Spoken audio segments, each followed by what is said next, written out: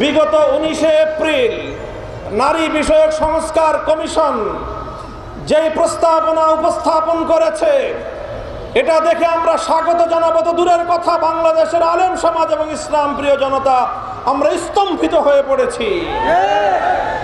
আমরা এখনো পর্যন্ত কল্পনাও করতে পারছি না, চিন্তাও করতে পারছি না যে আগস্ট বিপ্লবের পরবর্তী বাংলাদেশেও এই ধরনের কোরআনের বিরুদ্ধে কটাক্ষকারী কোনো প্রস্তাব রাষ্ট্রীয় পর্যায়ে উত্থাপিত হতে পারে। ডক্টর ইউনূস সাহেবের ভেরিফাইড ফেসবুক পেজ থেকে প্রতিশ্রুতি ব্যক্ত করা হয়েছে এই নারী কমিশনের প্রস্তাবনাকে, তাদের সুপারিশকে যথা দ্রুত সম্ভব তারা বাস্তবায়ন করার প্রতিজ্ঞা করেছেন।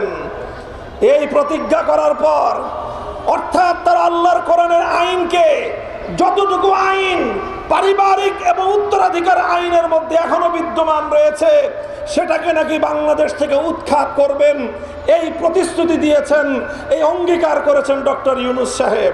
আগামী 3 তারিখের পূর্বে বিতর্কিত নারী কমিশনের প্রস্তাবনা প্রত্যাখ্যান করে, প্রত্যাহার করে এই কমিশন যদি বাতিল না করা হয়, সোহরাওয়ার্দী উদ্যান থেকে পরবর্তী কর্মসূচি ঘোষণা করতে বাধ্য হবে হেফাজতে ইসলাম।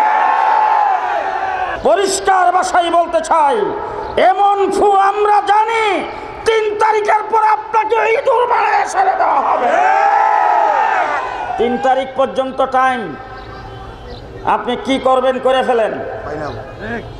3 তারিখে সোহরাওয়ার্দী উদ্যান থেকে আমরা আপনার দিকে হয়ে ফু দিলে আপনি টিকবেন না। সুতরাং বাংলাদেশে কোরআনের বিরোধিতা করে তসলিমা মানাসরিন টিকতে পারে নাই, আজকের কমিশনও টিকতে পারবে না। একটা একটা করে মাটির নিচ থেকে ধরে নাও, তাদের চামড়া তুলে ফেলা হবে, তাদের চামড়া তুলে ফেলা হবে। শেষ কথা আপনাদের কাছে জানতে চাই, তসলিমা মানাসরিন বিরোধী আন্দোলনে মানিক বিএনপির লং মারছে, পরের দিন পত্রিকা আসছিল 250 বাস রিজার্ভ করে নারায়ণগঞ্জ থেকে মানুষ যোগদান করেছে। 3 তারিখে আপনারা সেই ইতিহাস সৃষ্টি করতে রাজি আছেন কিনা? রাজি আছেন? কে কে রাজি আছেন? রাজি আছেন সবাই?